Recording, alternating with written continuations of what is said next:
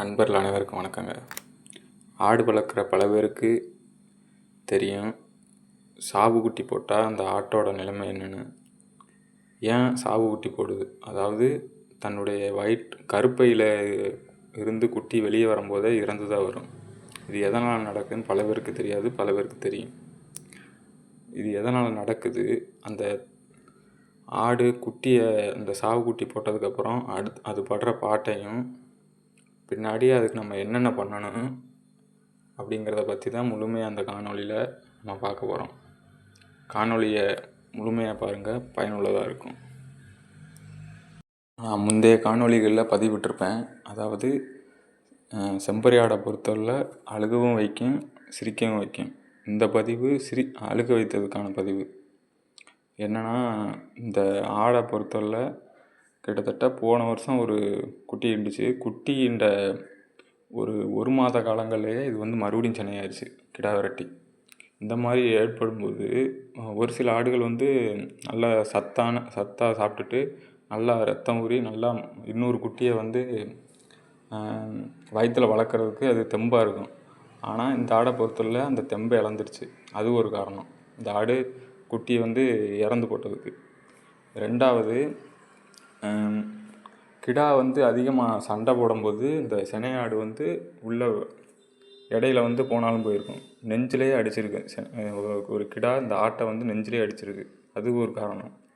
முக்கியமான காரணம் என்னென்னு பார்த்தீங்கன்னா, நம்ம போடுற சத்து மருந்தாக இருக்கட்டும், அந்த ஊசி பிபிஆர்டி இந்த மாதிரி ஊசிகள் போடுறதா இருக்கட்டும், வெக்க ஊசி, காண ஊசி, இந்த மாதிரி ஊசிகள் நான் போடுறோம்ல, அது மூலமாக சில ஆடுகளுக்கு ஒரு தாக்கத்தை ஏற்படுத்தும். அது குட்டிகளையும் போய் பாதிக்கும்.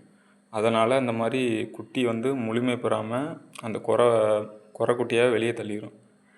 அதுக்காகத்தான் இந்த மாதிரி சாவு குட்டி போடும். சரி, சாவு குட்டி இதனால் போட்டுருச்சு. இது அதுக்கடுத்த லெவலில் நம்ம அந்த ஆட்டை எப்படி காப்பாற்றுறது அப்படின்னு பார்த்தீங்கன்னா, முதல்ல அந்த ஆட்டில் உள்ள பாலை பீச்சி இறணும். நல்லா ஃபுல்லாக ட்ரையாக பீச்சி, அந்த பால் நல்லா இருந்தால் மட்டும் நம்மளும் யூஸ் பண்ணிக்கலாம், மற்ற குட்டிகளுக்கும் கொடுக்கலாம். நாங்கள் அப்படித்தான் பாலை பீச்சி குட்டிகளுக்கு போட்டோம். ஆனால் அப்புறம்தான் தெரிஞ்சு, அந்த குட்டிகளுக்கு போட்டதுக்கப்புறம் மிகப்பெரிய ஒரு தப்பு பண்ணிட்டோம் அப்படின்னு. என்னென்னா, குட்டிகளும் பாலை போட்டுட்டு நல்லா பாலை பீச்சி கொடுத்தோன்னே நல்லா குடிச்சிருச்சு குட்டி. அதுக்கப்புறம் அடுத்த நாள் அந்த ஆட்டுக்கு முடியாமல் போயிடுச்சு. என்னென்னா, 2 காலையும் இடுக்கிக்கிட்டு ஒரு மாதிரியாக நடக்க ஆரம்பிச்சிருச்சு. ஒழுங்காக மேலே அந்த குட்டியை நினச்சிக்கிட்டேன். அதாவது முன்னாடி உள்ள பதிவிலே சொல்லியிருப்பேன், ஒரு தாயாடு தான் ஈன்ற குட்டியை ஒரு குறைஞ்சது 3 மாத காலமாவது அது பக்கத்துலேயே இருக்கணும். அப்போ தான் அந்த தாயாடுக்கும் சேஃப்டி, அந்த குட்டிக்கும் சேஃப்டி அப்படின்னு சொல்லியிருப்பேன். ஆனால் இங்கே இறந்த குட்டியை நினச்சி அந்த தாயாடு மேயவும் இல்லை. ரெண்டாவது, அந்த ஆட்டுக்கு காய்ச்சடிக்க ஆரம்பிச்சிருச்சு. காய்ச்சல்னா நமக்கு காய்ச்சல்னா சாதாரணமாக இருக்கும். ஆனால் அந்த விலங்குகளுக்கு காய்ச்சல் வரும்போது அந்த டோட்டலாக அந்த விலங்கே காலி பண்ணிடும். அந்தளவுக்கு வீரியமாக இருக்கும் அது காய்ச்சல். அதுக்கு பேர் காணேன்னு சொல்லுவாங்க. அந்த மாதிரி காலில் இடுக்க ஆரம்பிச்சிருச்சு. நாங்களும் அதோட என்ன பண்ணுறதுன்னு தெரில. ஆனால் இந்த மாதிரி இருக்க சூழ்நிலையில் அந்த பால்களை குட்டிகளுக்கு கொடுக்கவே கூடாது. நாங்கள் தெரியாமல் என்ன பண்ணிட்டோம், ஆடு நல்லா தானே இருக்குது அப்படின்னு சொல்லிட்டு பாலை பிச்சு குட்டிக்கு போட்டாச்சு. பால் இல்லாத குட்டிகளுக்கு போட்டாச்சு. அப்புறம் பார்த்தீங்கன்னா தான் தெரியுது, அடுத்த நாள் இந்த மாதிரி ஆட்டுக்கு முடியல, சரியில்லை அப்படின்னு சொல்லிட்டு அதுக்கான ட்ரீட்மெண்ட்டு பண்ண ஆரம்பித்தாச்சு. அது என்னென்னு பாருங்கள், சொல்கிறேன். தண்ணி குடிச்சா குடி.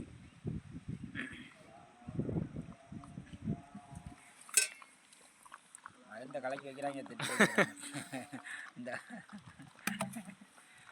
கலக்கி வைக்கிறாங்க, குடிச்சு சாப்பிட்றோம். அப்படி குடிக்கிறாங்க, குடிச்சு கட்டி போடுங்கடா. அதுக்கான மருந்து என்னென்னு பார்த்தீங்கன்னா, நம்ம ரெகுலராக யூஸ் பண்ணுற தராமிசினு, அப்புறம் காண ஊசி, இல்லைன்னா வலி ஊசி, எது வேணால் போடலாம் அந்த ஆட்டுக்கு. இல்லைன்னா அந்த தராம்சல், அடுத்து கேப்லஸ்ஸு அப்படின்னு 2 மருந்து இருக்குது, அதை கலந்து கூட போடலாம். நாங்கள் வெறும் தராம்சம் மட்டும்தான் போட்டோம். அதுலேயே ஓரளவு இது இதாகிடுச்சு, ரெக்யூர் ஆகிடுச்சு. இப்போ என்னென்னா, அந்த ஆட்டோட நாங்கள் முன்னாடி சொல்லியிருப்போனா, அது முன்னாடி எடுத்த வீடியோ, முந்தின நாள் எடுத்தது. இது அடுத்த நாள் எடுக்கிற வீடியோ. அந்த மடுவை பற்றியில் எப்படி கட்டி போயிருக்குன்னு அந்த செவலை ஆடு தான் அது. மடு வந்து அப்படியே பால் வந்து குட்டி குடிச்சிக்கிட்டே இருக்கணும் எந்நேரமும். அந்த மாதிரி மடு கட்டி போயிருந்துச்சுன்னா உடனடியாக அது நல்ல பழம் இருந்தால் நம்ம யூஸ் பண்ணிக்கலாம். அது வந்து வீரியம் வந்து அதில் அந்த ஆட்டை விட அந்த பாலில் தான் அதிகமாக வீரியம் இருக்கும். அதனால் நாங்கள் என்ன பண்ணுறோம்னா, முதல்ல பாலை வந்து கீழே பீச்சி விட்றணும். என்னடா பாலை வந்து வீணாக்குறாங்கன்னு நீங்கள் வந்து தப்பாக நினைக்க வேணாம். என்ன தான் அது பாலாக இருந்தாலும் அது வந்து விஷத்தன்மை இருக்கும் அந்த பாலில். அதை நல்லா பீச்சி ஃபுல்லாக ட்ரையாக பீச்சி வெளியே விட்டுறணும். பெரும்பாலும் வந்து குட்டி போட்ட ஆடுகளுக்கு தான் ஈஸியாக வந்து சீக்கிரமாக வந்து உயிர் வந்து எப்படி சொல்கிறதுனா, ஈஸியாக வந்து எந்த கிருமினாலும் ஈஸியாக வந்து அட்டாக் பண்ணிடும். அதுலேயும் இது வந்து குட்டியை இழந்த ஆடு. அப்படிங்கிறப்போ ரொம்ப அது கேர்ஃபுல்லான தான் நம்ம வந்து இது பண்ணணும். பாருங்கள், அப்பா நல்லா பீச்சி விட்றாங்க அந்த பாலை. பால் வந்து எப்படியும் ஒரு 1/4 லிட்டர் பாலாச்சும் இருக்கும் அந்த இதில். நல்லா பீச்சி விட்டாச்சு. இந்த மாதிரி தாங்க இந்த வருஷத்தை பொறுத்தவரை 2 குட்டி இந்த மாதிரி இறந்துருச்சு. ஆனால் ரொம்ப பேர் வந்து இளங்குட்டி வேணும் அப்படின்னு கமெண்ட் பண்ணுறீங்க.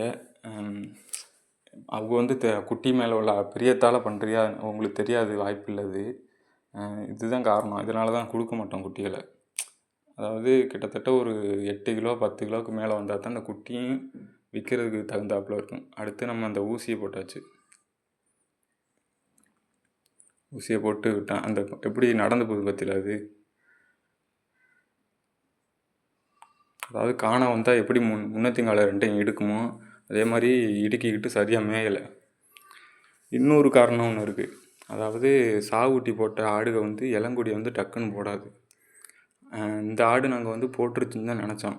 ஆனால் வந்து வயிற்றுக்குள்ளே கொஞ்சம் நச்சு அந்த இது இருந்துச்சு இளங்குடி. அதுக்காக இன்னொரு மெத்தடு தான் இது. இது எதுக்குன்னா சந்தனம் அந்த காலையில் ஊசி போட்டுருவோம்ல, அந்த ஆட்டுக்கு சரியாகல. என்னென்னா உள்ளக்க வந்து இந்த நச்சு கொடியோட அந்த மிச்சம் மீதி எதுவும் இருக்கும் போது ஆடு குட்டி போட்டு அந்த இளங்கொடி இருக்குல்ல, அது வந்து ஒழுங்காக போடாது ஒரு சில நேரத்தில் இந்த சாகு குட்டி போட்ட ஆடுக.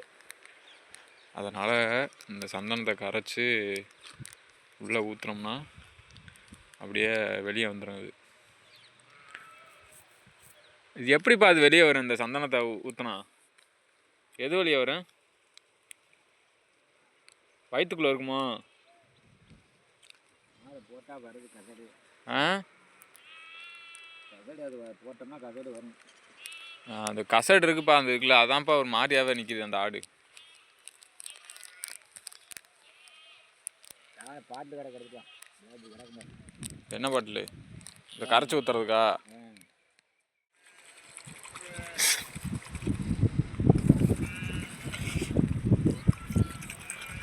அதெல்லாம் குடித்தவங்களே அதை கழுவிட்டு தான் குடிச்சிருப்பாங்க. ஏன்பா நம்மனா அலசி ஊற்ற தேவையே இல்லை,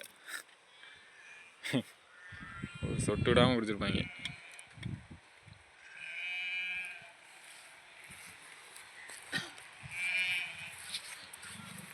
சரி, இது அந்த இது உடைங்க உள்ளது. எத்தனை போடா அப்பா? எத்தனை போடா? 3 போடவா? 5ஆ?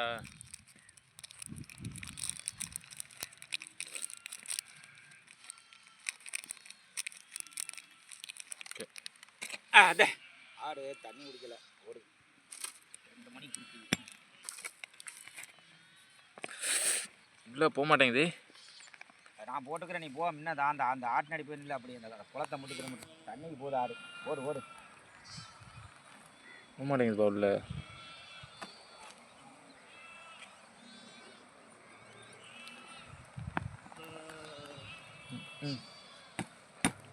உடச்சான் தரான்னு போகுது ஆடு வரணும்.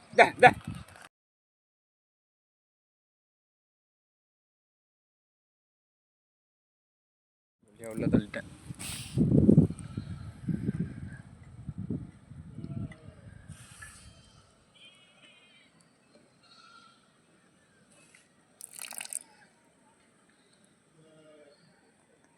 நல்லா ஊற வைக்கணும். ஊற வச்சு ஆடு உள்ள வரையில் சாயந்தரம் நேரமாக போட்டோம்னா வெளியே தள்ளிடும் அந்த கசடை. அந்த கசடு இருந்தாலே ஆட்டுக்கு வந்து ஆட்டே கொன்றும் அந்த கசடு.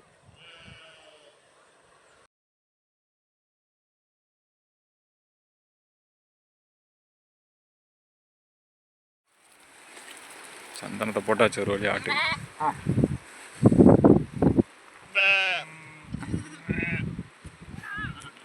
அப்பா நேற்று இருந்ததுக்கு ரொம்ப அது நடக்க முடியல ஆட்டுக்கு. அதான் இதாக இருக்குது. இப்போ என்ன வரும் தெரியல.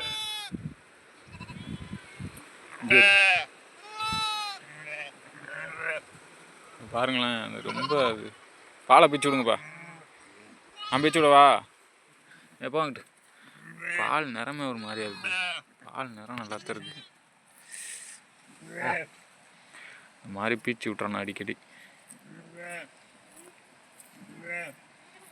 குட்டிகளுக்கும் போடக்கூடாது இதை. குட்டிகளுக்கு கொடுக்கறதுப்பா.